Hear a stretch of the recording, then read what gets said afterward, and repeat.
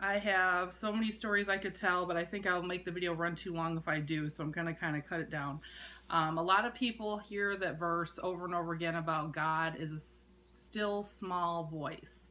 And that's actually mentioned in a story about Elijah in the 1 Kings 11 through 13.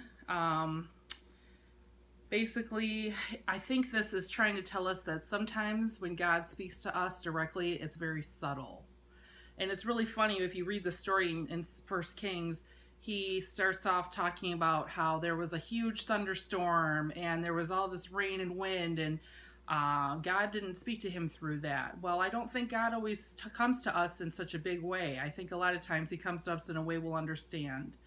And in this case, it was a still small voice. So sometimes you really have to listen and pay attention and be open to hear it. That's what I got in my meditation about this topic. You need to be open to actually hear from God. You can't keep telling yourself, well, oh, that wasn't God talking to me. That feeling I got, that's not God. That's not how faith works. Faith works because you believe it works and you give your whole heart to it and you believe that it will change you. If you don't believe it will work, it won't work for you. So most times I feel when God speaks to you is a still small voice. And so read that story. It's very interesting. Certain situations will happen to you just at random, and then later you'll find out reasons why. And those a lot of times are how God speaks to us, through certain situations.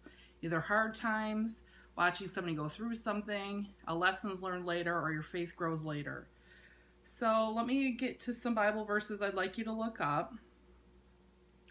And I also wanted to mention that and give credit to Mrs. Joyce Meyer, wonderful minister and motivational speaker.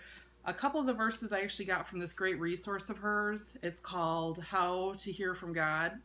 And it's a little study guide. You actually can write in it. And she gives wonderful resources like this. So I did actually use two of my verses that I'm going to give you from this book. And also, of course, I look up everything in the Bible, and I do have a King James version, but I also love the New International Version. It's a little more simple to understand if you're a new Christian. So I just wanted to quickly mention that and not take up too much time, but thank you, Mrs. Joyce Meyer. The first verse is Romans 10:17, and it says, "So faith comes from hearing, and hearing through the word of Christ." So